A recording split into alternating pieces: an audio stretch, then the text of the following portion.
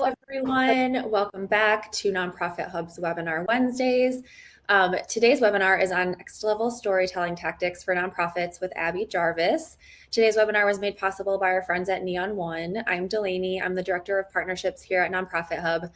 We're so glad you're joining us as always. As everyone gets logged in and gets comfortable, please introduce yourselves. Let us know what organization you work for and where you're coming from. We like to get started with a little icebreaker. So today we want to know what you wanted to be when you were a kid. I was telling Abby earlier that I had no dream. I had no idea what I wanted to do. There was never like a big dream job that I wanted, but Abby has a pretty good one. Abby, will you tell everyone? Yeah, I wanted to be a ballerina when I was little, and then I wanted to be an archaeologist like all the way through high school. Ooh, an archaeologist. That would be very cool. Have you seen the new Jurassic Park movie? Fun fact, I have not seen any Jurassic Park movies at I'm all. surprised. I know, my friends are horrified. I have promised that I would watch it, and I just haven't gotten around to it.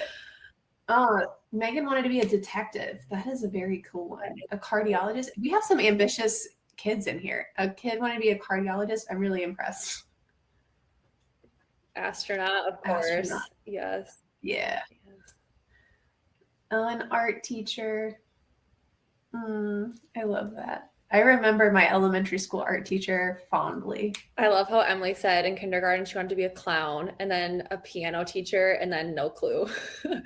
Okay, Emily, make me feel better.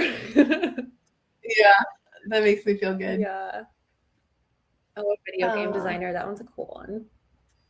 Oh, a secret agent. Did you guys read Harriet the Spy when you were kids? Because I would totally want to be a secret Yeah, I agent. think that was a big one. Oh, a nurse, and she did. Yes, Pandora. Oh. Let's see. No dream jobs. Neither did I, Michelle. Don't worry. Okay, well, if you are just tuning in, we're about to learn next level strategies that you can use to tell stories to inspire your donors. Before we jump into today's content, I just wanted to take a minute to go over some housekeeping items. This webinar is being recorded, and you'll hear from us later today with the full recording, the presentation, and any other resources that Abby covers today. We always do a giveaway during a Nonprofit Hub webinar. So if you attend for the full hour, use the chat and answer the poll question, you will be in the running for your very own year subscription to Nonprofit Hub's Cause Network, which is our membership platform. So you'll have access to every single resource we've ever produced. You'll have a topic-based portfolio of on-demand webinars, articles, and guides. We have a job board in there now. You'll get discounted access to Cause Camp. Networking with peers from across the country, and then CFRE, continuing education credit, you name it, self-paced courses, it's all in Cause Network. So stay engaged with us throughout the session today, use the chat and answer the poll questions, and you can get your free membership to Cause Network. Questions are very welcomed. There will be a live Q&A at the end of the webinar, and our team is keeping track of all of those questions that you guys have during the session, and then we'll do our best to get to all of those at the end. Quick shout out to our platform partner, FireSpring. FireSpring creates tools and resources that make fundraising easier and more effective. From mission-driven websites to engaging marketing programs, they have tools that you need to make sure your nonprofit shines. Today's webinar was made possible by Neon One, and we're grateful to have Abby Jarvis back to represent their company and teach us today. For those of you who are coming in and haven't seen Abby before, Abby joined us before, and I think that y'all liked her because there's 500 people registered for today's webinar, which has to say something good. So we're super excited to have you back. You do an awesome job. And a little bit about Neon One, they know that technology alone can't solve every challenge you face at your organization. There's so much that goes into a successful fundraising program and managing your donors, and a tech tool is only as good as the strategy behind it, which is why they make webinars like this one possible. And I'd love to introduce Abby. Abby is a writer, marketer, and speaker at Neon One, and she's passionate about giving nonprofits the tools they need to connect with their supporters. Her 9 years in the nonprofit technology industry have been dedicated to understanding how and why donors support their favorite causes, studying donor trends and behavior, and sharing data-backed best practices nonprofits can use to build successful fundraising programs. And welcome, Abby. Thank you. Yeah. get this pulled up so you can see what I'm going to be talking about. Okay. Hello, everybody. We're going to talk about next level storytelling tactics for you. I think this is exceptionally exciting right now because we are all probably ramping up together for the end of the year fundraising period. You guys are ramping up on the fundraising side of things, and at Neon One, we are ramping up support for fundraisers who are raising money at the year end. And stories are a huge part of fundraising. If you guys see me turn my head over like this, it's because I have the chat pulled up over there, and you guys are cracking me up today. All right, so you guys got a little bit of a rundown of who I am, but I'm Abby. I'm part of the team at Neon One. If you're not familiar with us, we're a nonprofit tech company, and our job is to help you find, engage, and retain donors. So as you heard a minute ago, I've been in the nonprofit tech industry for a little over 9 years. And I've gotten really passionate about understanding how nonprofits and how fundraisers like you can connect with your donors. And I'm exceptionally excited about today's topic because it draws on two of my favorite disciplines. So I'm a passionate storyteller. When I'm not working at Neon One, I write a lot of stories. My current project is I am writing old-fashioned fairy tales for each of my 4 nieces and nephews. And so I'm going to combine that storytelling background with my experience as a content marketer. So I'll share with you the tactics that I use every day to create and share and reshare content. So with that in mind, here's a quick overview of what we're going to go over today. So first, I'll share a formula you can use to tell effective stories. You're going to feel like you're in English class for a few minutes. I promise I'll keep it short. We'll also look at some different ways you can come up with stories regardless of your mission. So if you've ever had a hard time telling stories because your clients aren't cute babies or fuzzy animals, I think I have some tactics that will help. And we will also look at some ways you can source stories from other people's perspectives. So if you get stuck, we'll also touch on some ways you can make sure you are telling your stories in an ethical way. And then we'll go over some strategies you can use if you're telling stories when privacy is a really big concern. And then for the last portion of our time together, I'll share some tips you can use to share and reshare some stories so you get as much mileage out of your work as possible. Now, I am pretty sure I just felt all of you roll your eyes a little bit when I flipped over to this slide. If you're a fundraiser, you have almost certainly heard about the importance of storytelling dozens of times, and that's probably on the low end of things. So before I go any further, I want to ask you a question. Do you feel like you have a good grasp on why storytelling is an important part of fundraising? There's a poll up there. If a lot of you are familiar with why it's so important, I'll just skim over to the next slide. But if this topic is new to you, I'll go into a little more detail. So let me know what you think. You guys are very confident in why storytelling is important. It looks like around 90% of you have a good feel for why it's so important. And the next little bit is 14 answers, and a lot of you kind of have a little bit of a good feeling for it. So what I will do is touch on this next slide. We'll lay out, for those of you who are kind of familiar with it, this is why it's important. So most of you have a pretty decent understanding of why storytelling is such an important skill for fundraisers. Humans love stories. And that means your donors love stories. Stories speak to a couple of different human needs. They speak to your donors' desire to help real people. Donors want to know that their gift and their support is really making a difference in the lives of others. And stories can help build emotional connections between your donors and the people who benefit from your work. So we know that donors give to nonprofits, not because the nonprofit is super cool, although that does certainly play a role in there, but the primary motivator for donors is to help other people. So stories are great, especially if you really intentionally focus on drawing emotional connections between your reader and the character in your story. But another cool thing that stories do is signal to donors and then potential donors that their money is going to be used wisely to make a tangible difference with the people you serve. So stories are really important. They speak to our psychological motivations for giving, and they are a trust indicator. If you tell stories about how other gifts have made a real impact, it signals to your donors that any future gifts will also be used to make a difference. So there are a lot of different formats of storytelling out there. There are nearly endless ways to create really compelling narratives for your audience. But very often, people are too busy to sit down and brainstorm a completely unique perspective. Sometimes you just need to sit down and put your story together and move on to the next project. And that's okay. This is where this formula comes in. We're going to go over a very simple storytelling structure you can use as a guide when you need to create a new story, especially if you're very busy and just need to put together something quickly that you know will resonate with your donors. So the first thing you need to do before you even start writing is establish who your main character is going to be. This can be a person, obviously. It can be an animal, which is great for those of you who work for a humane society or a relief organization. A lot of environmental organizations use animals as their character. But one thing I don't see a lot of is this. You can try anthropomorphizing an inanimate object. And if that word kind of makes you pause, anthropomorphizing is just the act of giving human characteristics to a non-human object.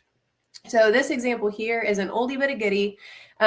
This comes from the folks over at Agents of Good, and this story features Phil. Phil is a paper bag. Apparently, paper bag food drives are kind of iconic in Canada. I've never seen them, but apparently it's very popular up there. So they made their mascot a paper bag. And having a mascot like this can open up a lot of storytelling possibilities. Your mascot may be a good representation or character for you, especially if you have a mission that is hard to kind of translate into human characters. This can also give you the opportunity to be a little more whimsical than you may be usually, or it can help you share creative perspectives that you might not get from a real life client.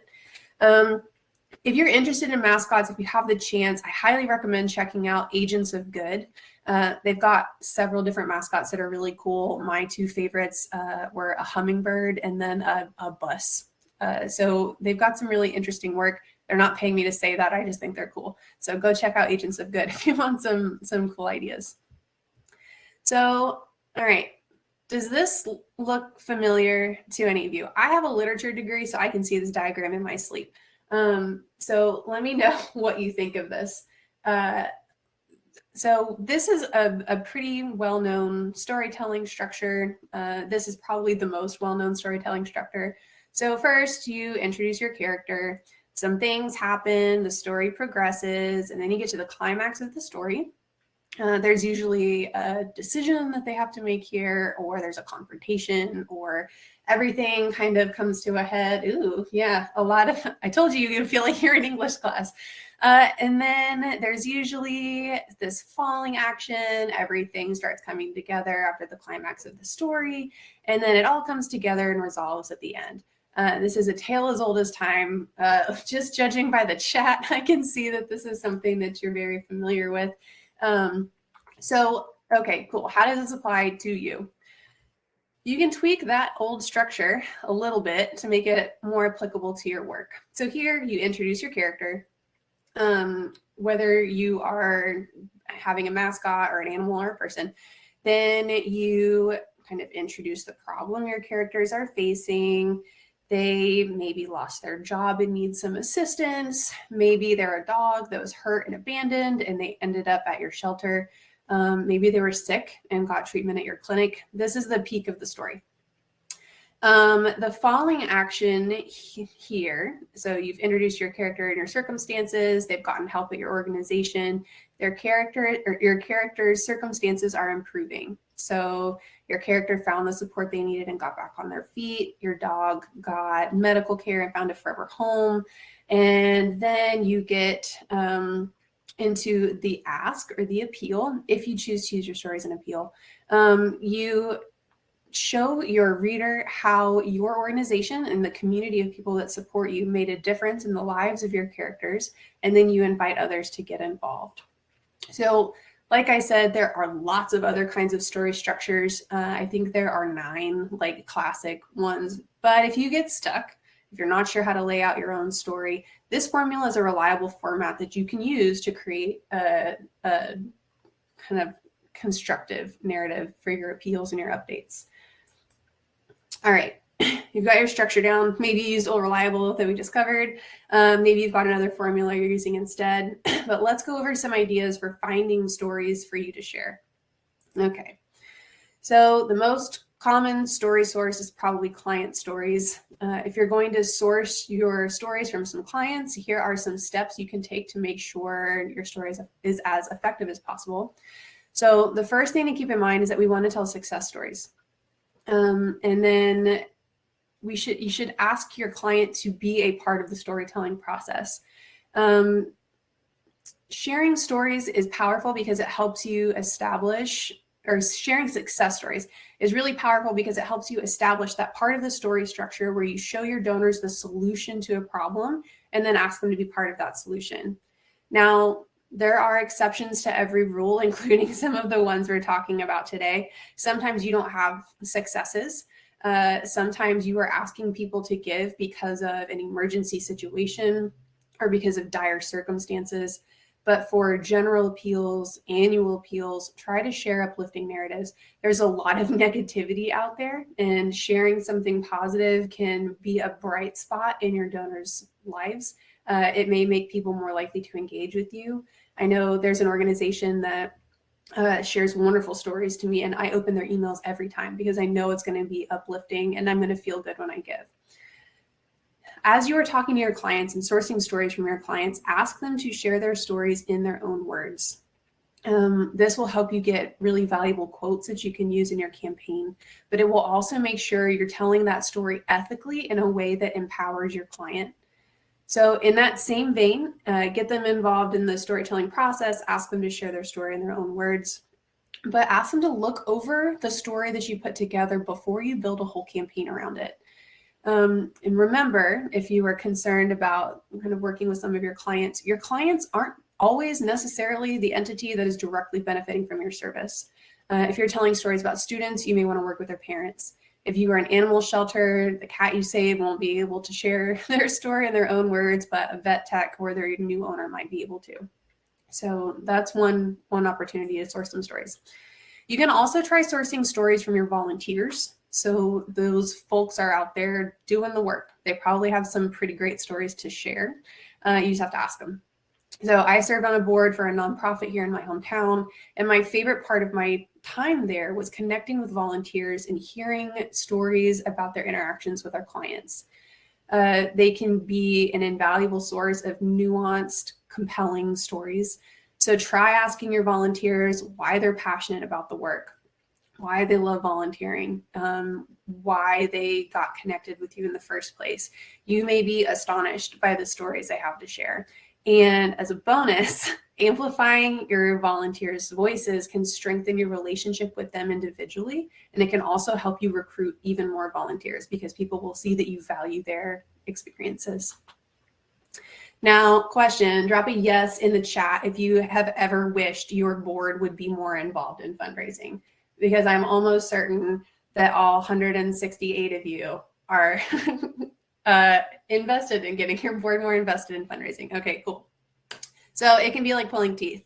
There are a lot of reasons your board may be reluctant to help with fundraising. One of those reasons is almost certainly fear. They don't know how to ask. They don't know who to ask. They don't know how much to ask for. It's scary to them. So getting them involved can start with asking them to share their story with you. Ask them why they decided to get involved, why they think the work your organization does is important, and how they want to see your nonprofit grow. That's really compelling content. And if you are using this group as a source for your stories, ask your board members to share their stories with their friends and family. So they may be much more likely to share appeals and impact stories and social posts if it's their story. If you've got Ken, the I don't know, retired CPA that's afraid to ask people for help, but then you publish a story talking about why he's involved and why he's passionate about your cause, Ken may be much more likely to share that on Facebook and share it with his friends and ask people to support the cause that he is openly passionate about. You can also try sourcing stories from your loyal donors. If they have been giving to you over an extended period of time, something about your cause resonates with them. So ask some questions, uncover why they are so passionate about supporting your cause. Why do they decide to get involved? Why do they stay involved? Why is this work important to them? Sharing stories from your donors, kind of like sharing stories from your volunteers and board members, provides a really powerful source of social proof. Your readers will see a peer who supports your work and a testimonial about why they got involved, and that is huge. So another good story source there. There are lots of other sources for stories around you too. Maybe someone on your staff has a great story they can share. Maybe you can write a story from the perspective of an animal or a mascot or an inanimate object. One of my all-time favorite appeals, I mentioned it a few slides ago, was an appeal from the Agents of Good that was written from the perspective of a hummingbird as she migrated through Canada. It was very striking. It stuck with me years later. I received an appeal the other day from the perspective of a river that needed help or needed to be cleaned up by a conservation organization. So there are a lot of opportunities out there. I hope this has given you some ideas about places you can go if you need help identifying stories. Okay, we've chosen a character, we've nailed down a structure, we've sourced some story ideas. Now it's time to talk about how to share your story ethically. Now, I've alluded now a couple of times to ethical storytelling. It's a phrase that's cropping up more and more as people in the nonprofit space talk about how to tell their stories in an ethical way. So before I dive into this, I want to know, what does ethical storytelling mean to you? Drop your thoughts in the chat. I'm really curious about what that phrase means to you. It's something that we've seen coming up more and more. Yep, truthful is one. I think there's a lot of temptation to embellish some details to make an appeal more compelling, not really ethical. Protecting privacy, confidentiality, authenticity, honoring the source. I really like the way that's phrased. And a lot of you are kind of calling out the authenticity, honoring the source. Yes, sharing client stories without taking advantage of their trauma and difficult circumstances. All of those are what we're talking about. So before we dive into telling stories ethically, I just want to reiterate what unethical storytelling is, although it sounds like you guys have a pretty good grasp of what that means. So in unethical storytelling, there's an unequal power relationship between your character and the donor. The donor is asked to step in and save someone. We ask them to deign to show their support to the people that need your services. Characters can be reduced to being just a token or a symbol of a larger problem. It's easy to other your character without sharing their lived experiences and without kind of taking advantage of their circumstances and any kind of trauma surrounding those circumstances. An example of this I've seen recently was an appeal to give a voice to the voiceless, which sounds initially kind of nice, but it makes you think, like, are the people that appeal was referring to actually voiceless? No, they have voices. They don't need me to be their voice. They need me to listen to them. They need people to amplify the voices that they already have. So the power exchange here is the key. I want to make a note, because I can feel the questions coming, that this really applies mostly to human beings. It's hard to have an equal exchange of power between a donor and the golden retriever at your shelter or the mascot of a broken down bus you've created for an appeal. We could certainly have a long philosophical debate about whether or not you're exploiting Fido in your appeal, but the key thing here is that we need to be very intentional not to exploit other human beings when we tell these stories. So unethical storytelling can look like a lot of different things. It can look like making characters really one-dimensional or reducing them to their circumstances, like some of you called out in the chat. It doesn't really acknowledge a person's humanity or their agency. It reduces them to being in need of help and positions the donor as a savior, the only thing that can help that poor character succeed. I don't know, maybe I'm showing my age. Do you remember the commercials that used to come on like late at night in the 90s? And Sally Struthers would appear surrounded by children, and they were just looking pleadingly at the camera, and she asks you for 65 cents a day to feed needy kids. Or if it's an easier comparison, remember those ASPCA commercials where Sarah McLachlan would come on and sing that song while like 6 sick dogs would just like look up mournfully at you? That's the kind of unethical storytelling I'm talking about. With people, obviously not necessarily dogs, although the pure number of memes out there about the ASPCA thing is a pretty good sign that that's not the way people want to see stories anymore. They still play today. Oh my gosh, they do still play. Wild. But that's what I'm talking about. When I talk about unethical storytelling, that's not the way we want to position the people that benefit from your services. In ethical storytelling, the power exchange is very different. So instead of setting up your client as the needy or being helpless, you elevate them and they are a nuanced, dignified human being. Ethical storytelling invites your donor to come alongside the person that needs their support. So create nuanced characters as much as you can. Share that nuance with your audience. Instead of positioning your donor as a savior figure that can swoop in and save the day for a character with no agency, position your donor as a compassionate human being that is helping another human being. It's much more compelling these days. So cool. Here are some steps you can take. As I mentioned, it is critically important to acknowledge your character as a human being, if they're a human being, not as a symbol of the problem you want your donor to solve. So invite your donors to come alongside you and your clients to solve problems.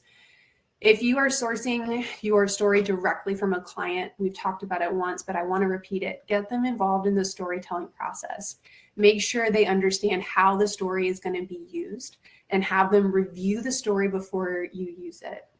And I want you to try to do this in person. So watch their reaction. Your client may tell you that it's fine, but if they seem reluctant, if they don't seem happy with it, even if they say it's fine, keep working on it. They may feel bad telling you that they are unhappy with the way their circumstances and their story is framed. So anything other than an enthusiastic, yes, I'm good with the story, use it as you see fit, should be talked about with your client respectfully. And the story shouldn't be used until they're happy with it. And then I would really encourage you to be considerate and careful with your language. Avoid the temptation to use words that reduce your character to their circumstances. So language means a lot. One part of the conversation that I'm seeing happening all over the industry is around unhoused people. So instead of talking about the homeless, talk about our homeless neighbors or our neighbors experiencing homelessness. Homeless in that sense isn't a noun anymore. It's a descriptor of people. So the emphasis is still on the humanity there. And be willing to talk about all of this with other people, including your clients. Talk to your clients about the language they use to describe themselves and the circumstances that they're facing. And honestly, be gracious with yourself. This is not a perfect art. Be willing to talk about these things. Don't be too hard on yourself if you make a mistake. The important thing is that you try as best you know how to share stories ethically. Another big concern in storytelling is privacy, especially when we're talking about ethics. But privacy is a concern in a few different situations. So some of you may be working with groups of people who are dealing with very sensitive circumstances. People may be dealing with abuse or with violence or with other concerns, and they may not be able to freely share their story. If you work in healthcare, for example, you have to keep HIPAA compliance in mind as you share your stories. So here are some things you can try. One, you can try creating a composite character that represents your client base. So you may not be able to share a story about a specific person in a domestic violence shelter, but you may be able to create a character that shares stories that are similar to the people in your shelter. You may want to explore letting people share their stories anonymously, which is a really good idea for a lot of different causes. In either of those cases, you can try supplementing those stories in a couple ways. You can use really thoughtfully chosen stock images and be careful to specify that they're stock images somewhere in your appeal.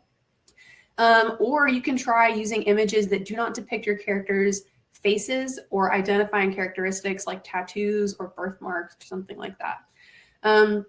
If you want to see some examples of this, or really if you just want to see some really great examples of storytelling, I highly recommend checking out Humans of New York. Are you familiar with Humans of New York? They're really wonderful. And the creator does a really beautiful job of sharing compelling stories, many of which raise a lot of money, as all of us are kind of trying to do, with nuanced characters. Lots of them are anonymous. Actually, these two images came from Humans of New York. And of course, you can always share stories that do not come from your clients. You'll want to make sure those stories are also told ethically, but the power exchange between a donor and one of your volunteers, or the power exchange between your donor and one of your board members, is not as fraught as the power exchange between a donor and one of your clients. Okay, I'm checking the chat, make sure you guys don't have any questions. Oh, Scarlett has dropped some really great examples of ethical language in the chat. If you haven't had a chance to check it out, substance abuse versus substance use disorder, homeless versus unhoused. Natalie called out using person-first language. They're not addicts, they're people experiencing addiction. These are all really valuable tips. So I hope you are watching the chat in addition to listening to me talk. Okay, so you know how to identify and structure stories. You've written a great story that inspires your donors without exploiting your clients, and now it's time to share them. And this is where I'm going to switch my hat from storyteller to marketer and share some of the strategies I've learned in my experience as a marketer. So we're going to look at how to get the most out of those stories now that you've started telling them. All right, you're going to spend a lot of time and effort and resources creating the story you're going to write. Especially if you are being responsible and communicating with your character, especially if it's a client, and getting their buy-in and their enthusiastic, yes, you can use my story. So we put all of that time and effort into these stories. Resharing your story will help you get as much wear out of that story as possible. And resharing will be easiest if you plan on sharing that content in advance. So I have 2 tips for you. The first thing is to write your story in a blog article or on its own page on your website. Now, this is probably the most important thing you can do here. When you share your story through email or social media, if you do display advertising, if you use like display banners, or even through analog channels like direct mail, you'll want to direct people to your website. Now, you want them on that website because it's a handy place for them to read the whole story. So you don't have to tell the whole story every single time you bring it up. But also you want them on your website because that's where your donation form is. So build your story on your site. You're going to send everyone over there. All right, then think about the different assets you'll want to have handy as you share and reshare your content. So I personally suggest having at minimum a collection of photos that you can use. It can be of your client, it can be of something else. You can use stock photos, you can use those anonymized pictures that we talked about. As much as you can center your character in those pictures, the better. So as you interview your character, take photos of them. Now, you don't need to hire a photographer unless you want to. Smartphones are advanced enough that you can take some pretty nice photos on your own. So get your pictures. If you can, consider putting together some long form and short form videos. Again, you don't need these to be super highly produced. They don't need to be polished and perfect. There are some brilliant video tools out there that you can use to put together something yourself. So get creative. And then ask yourself, how else can you support your story? Can you create an infographic that maps out your character's story? Can that volunteer that is sharing some stories about a day in the life of her work at your clinic or wherever share a playlist of her favorite songs to listen to while she works? Can the student whose story you're telling draw a picture that you can include in your story? What makes your story or character unique? So ask yourself that question and then look for other assets that you can use to support that story. Now, preparing to reshare your story in multiple ways on multiple channels is an important step because, and I wish I could shout this, if you are not resharing your stories, you are creating extra work for yourself. Now, I don't mean to bum you out by looking at these stats, but look at these stats. The average open rate for an email is about 25%. A quarter of people that you email will read it. 3/4 of the people you email will not read your appeal. The average organic reach for a Facebook post is just over 5%. So that means 1 in 20 of your Facebook fans will not see your posts. The average reach for a nonprofit on Instagram is 8.4% if you're sharing stories. It goes up to 26.6% for feed posts, so that's a little better. And those percentages go down the bigger your audience is. So just out of curiosity, how many people or how many followers do you have on Instagram? Let me know. I share this because I hear a lot of nonprofits and nonprofit staff who worry that by resharing their stories and their content, they're going to bore or irritate their followers. And these stats initially are kind of a bummer, but if you think about it, it really means that there's a lot of opportunity for you to share and reshare the content you worked so hard on without boring or annoying people. So a lot of you, okay, we don't really have to worry about people that have more than 10,000 followers, but as you grow, your reach on Instagram goes down. So you don't have to worry about that right now, but it is something to keep in mind. So the big driving point for this kind of a downer of a slide is that you have a lot of opportunities to share and reshare your content. Now, you'll notice that I said the majority of your followers are not going to see your posts or read your emails. There will always be people who see your posts. So your challenge is to reshare your story in a way that communicates that key message to people who missed it without being repetitive to those who have seen it. So all of those assets we talked about earlier, those photos, the videos, the graphics, those will all help. When you share and reshare a story, but you have different pictures or some different phrasing, the people who have already seen it are a little less likely to, be caught off guard by the repetition. All right. So here are some tips. Now, social media is very well suited to storytelling. There are lots of options on that channel, those channels. So try serializing your story. So cutting your long narrative into shorter bite-sized pieces, and then posting each of those individual bite-sized pieces in a row. So while you're looking for stories on Humans of New York, you'll see a few serialized stories that got amazing reactions from people. There's a story from a woman named Tangeray that I don't get on Facebook anymore, and I got on Facebook specifically to read the new installments of her story as time went on. So try serializing it. You could also try writing summaries or teasers for your stories, so just a couple of sentences, and then linking to that full article you posted on your site, which I'm sure you have done because I begged you to. You could try doing that. Alternatively, you could post quotes or excerpts from your story. So especially if you got some good quotes from your character, you can try using that and then pointing people to the article on your site. And then as you're posting those summaries or serial installments or quotes, accompany each of those with the pictures and videos and other assets that you've created. And you have a virtually endless list of possible combinations you can use in posts.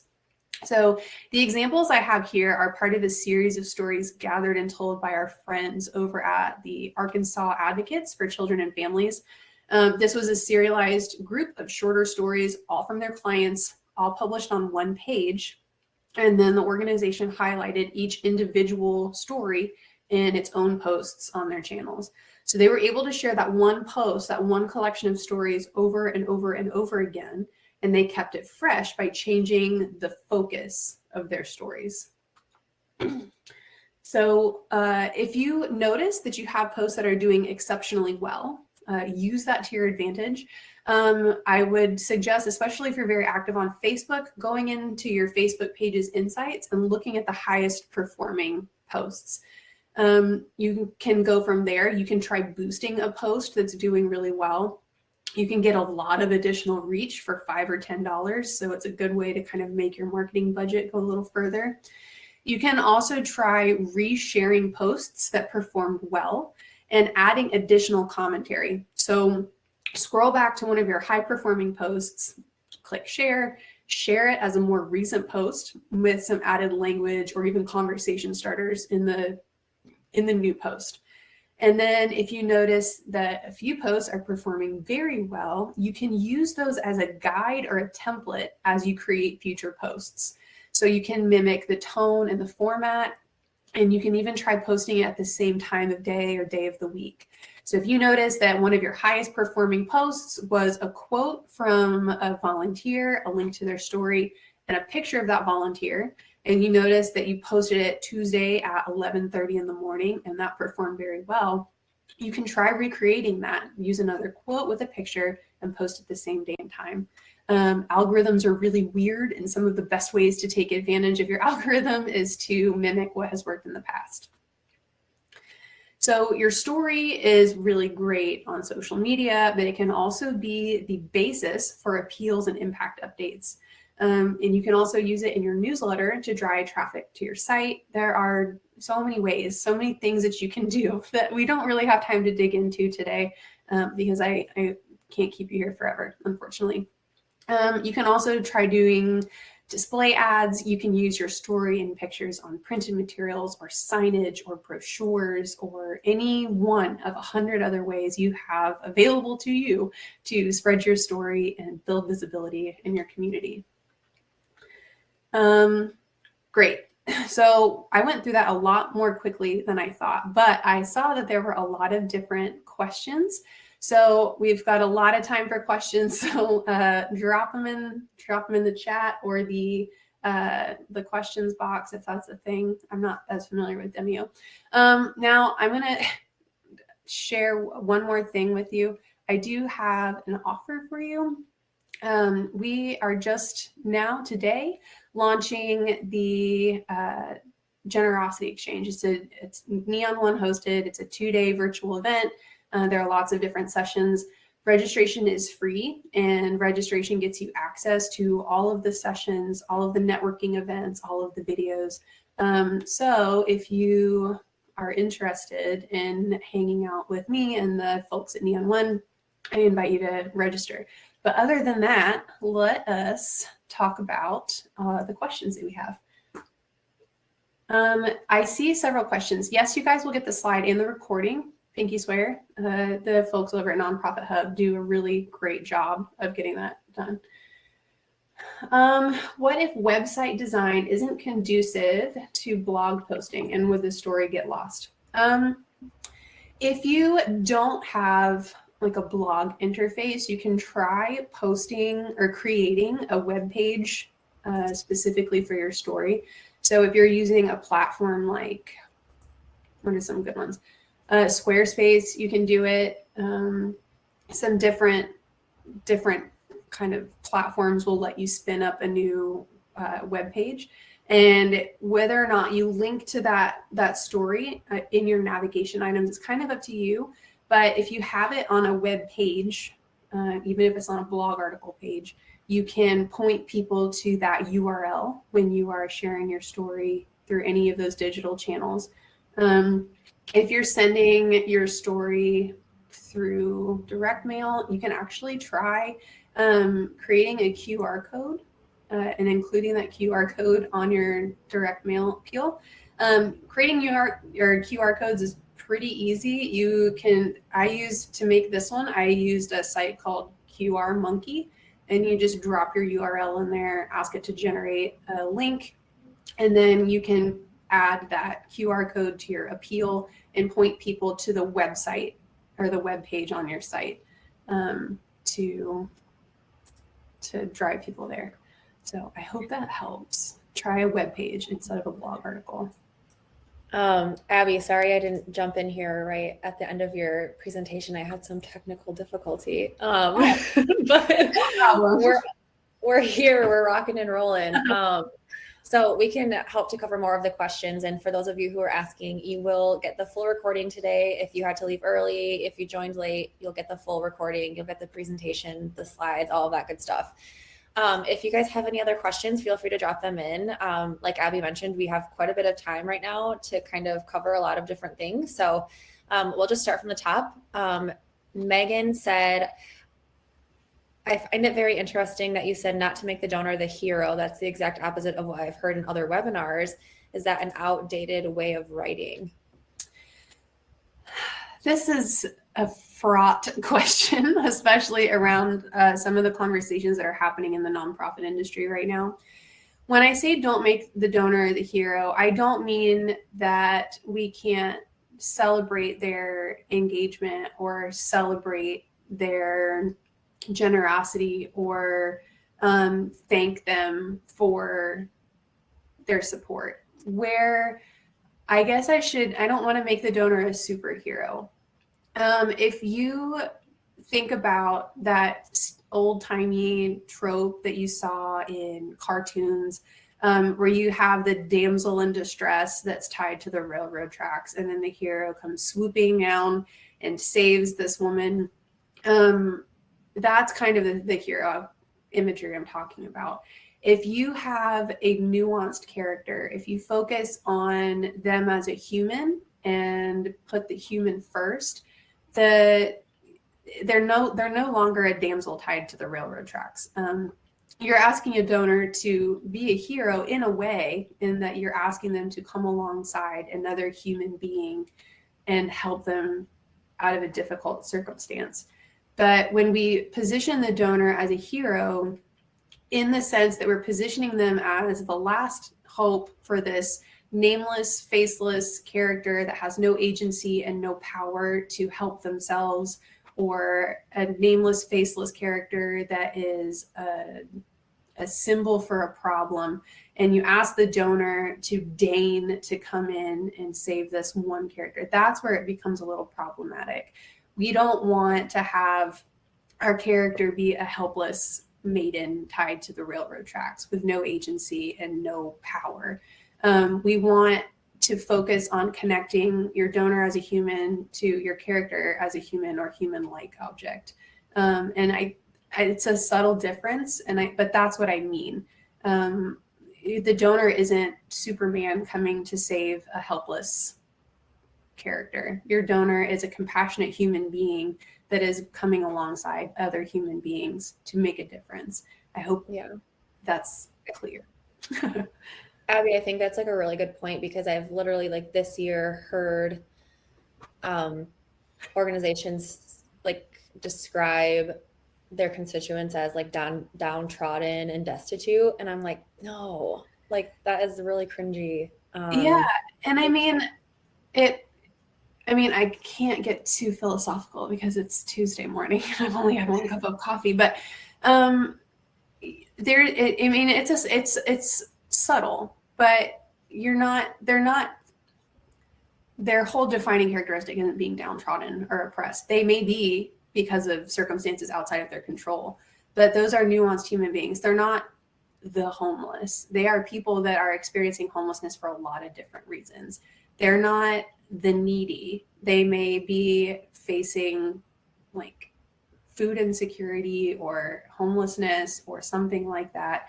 And you're not, I don't know, your emphasis is on the person.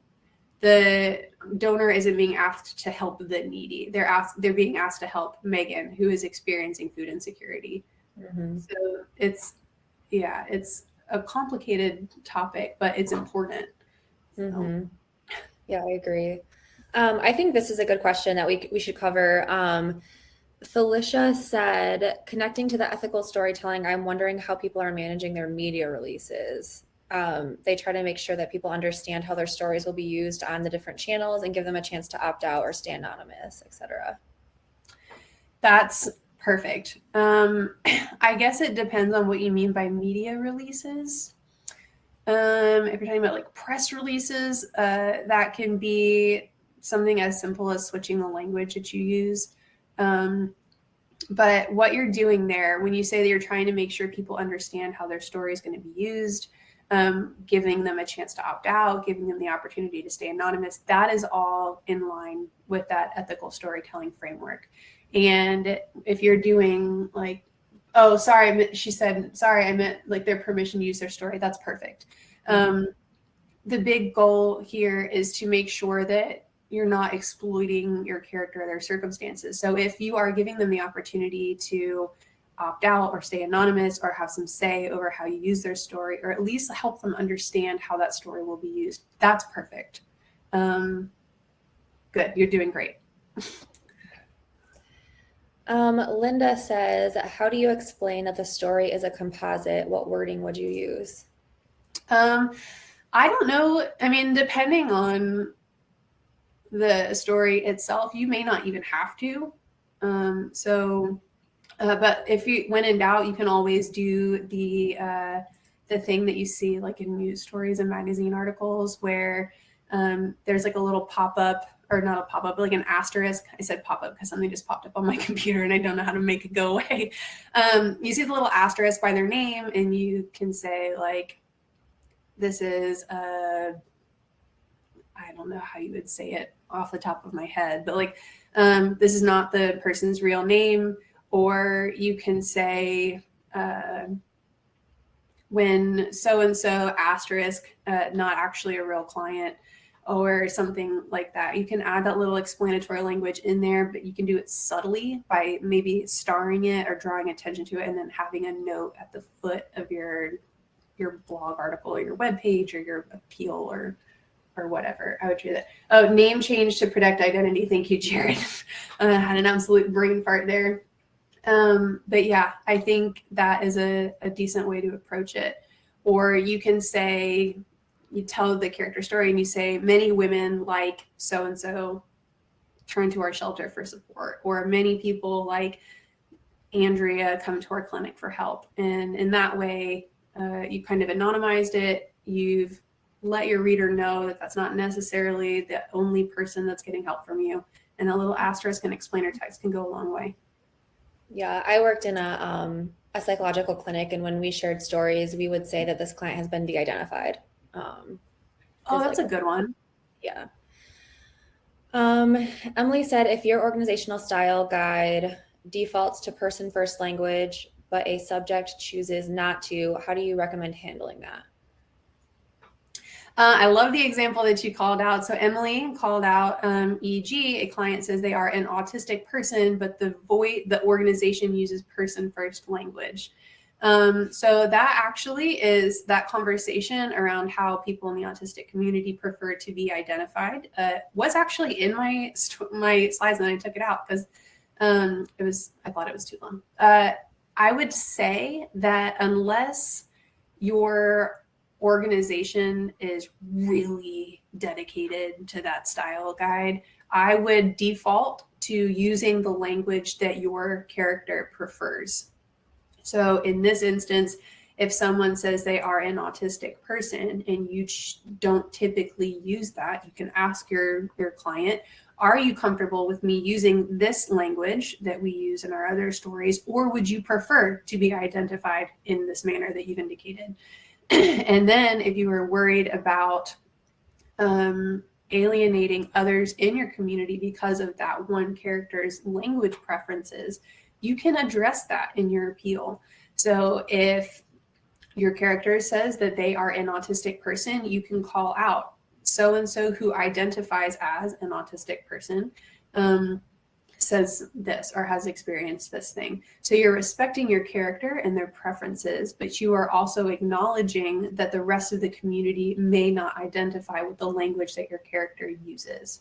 So check to make sure if they're comfortable with the language in your style guide. If they would prefer you use different language, do so and respect their agency. And then if you feel like you need to, you can reference that the phrasing that you use is the preferred phrasing for your character. So I would try that. Alrighty. Brian says that he uses LinkedIn for vets to industry. We have almost 7,500 followers on there. Sorry, 75,000. But the algorithm kills us because it doesn't show to everyone, and sharing a post does nothing to help boost it. Any ideas for LinkedIn post? Is Facebook or Instagram or Twitter better with algorithms? So full transparency, I think LinkedIn is about the weirdest platform out there. It is the platform that I have the hardest time wrapping my head around with the algorithm, because the algorithm is weird. I will say, Neon One is very active on LinkedIn, and we have someone who is brilliant that manages that. And the tips that she has given me is ask people to interact with your post when it goes live. So LinkedIn's algorithm likes to see that people are liking and commenting on your post. They don't really care if people share it as much as they care about people commenting on your post. So what you can do is have an engagement circle. That's what we call it, Neon One. There are a group of us that are all in it. And if you post a big story or a big appeal or something and you want to draw attention to it, send an email or a text message or whatever to the people in your engagement circle and ask them to interact with the post. In doing so, that post will be more likely to appear on other people's feeds. That said, one more tip that you can share. LinkedIn doesn't like it when you link away from the platform itself. So what you can do is work around that. And instead of linking to your story on your website in the post itself, you can put the post with no link and then leave the link in a comment. Something to try. I've seen a lot of people doing that actually lately. Yeah, it's because the LinkedIn algorithm, and I'm biased, it doesn't make a lick of sense to me. I don't get it, but whatever. I think personally that Facebook or Instagram and Twitter to an extent are better with algorithms, mostly because I feel like they're a lot more intuitive in terms of storytelling, but the same tactic that I recommended for LinkedIn also works, especially on Facebook. Facebook loves seeing that people are engaging with your posts. So if you post something to Facebook and it's not getting the reach you want, reach out to that engagement circle and ask them to react or comment. Here's a tip. Apparently, Facebook's algorithm prefers reactions that show a stronger response than just the like button. So you can ask people to love it or leave a little care reaction or the wow reaction. Facebook, from what I understand, will be more likely to show those posts if they have that kind of reaction. So anything you can do, whether it's on LinkedIn or Facebook, the best thing you can do is to encourage people to engage with it in the maybe first 2 hours after posting, and that will get you hopefully better reach. Interesting. Yeah. This question is kind of similar. Anna wants to know that you mentioned not using Facebook, I think personally yourself maybe, and what do you recommend for social media marketing? So I recommend spending your time where your donors spend their time. And you can do some basic research and you can just Google like the average demographic for different social channels. Now, admittedly, it's been a couple of months since I've looked at this, but Facebook is still a very popular platform for a lot of nonprofits because that's where baby boomers and Generation X people spend their time online. And those two generations are the biggest donors. So if you have a large group of donors, which I suspect you probably do, that are in the baby boomer and Generation X kind of cohorts, you need to be on Facebook. We might not like it, but it needs to happen. If you have donors that are my age, so I'm a millennial, I'm 34, I spend most of my time on Instagram. If that's your target audience, spend your time on Instagram. If you have, or if you're trying to reach younger donors, so if you want to reach Gen Z volunteers, you probably want to be on Instagram. I think most people are still on Instagram there, but you might want to reach out on other platforms like TikTok or Snapchat. So really spend your time and effort where your donors are. If you're getting great engagement on Facebook, don't worry about that's fine. You can be on Facebook. I don't think there's any correct answer or one size fits all answer. Just go where your donors are, and they're probably on Facebook. Just not me. Yeah. Okay, well, that should probably wrap us up as we're close to the next hour and we want to honor all of your guys' time. If you guys had a question that didn't get answered, feel free to, drop us a line at info@nonprofithub.org and we will do our best to try to answer your questions. Thank you so much, Abby, and thank you to everyone else who joined us today. Huge thank you to the team over at Neon One for being the sponsor of today's webinar, and thank you to our platform partner, FireSpring. Keep your eye out for the full recording, list of resources, everything that will be sent later today. A member of the Nonprofit Hub team will contact the winner of today's webinar for their free 1-year membership to Cause Network. Thanks, everyone.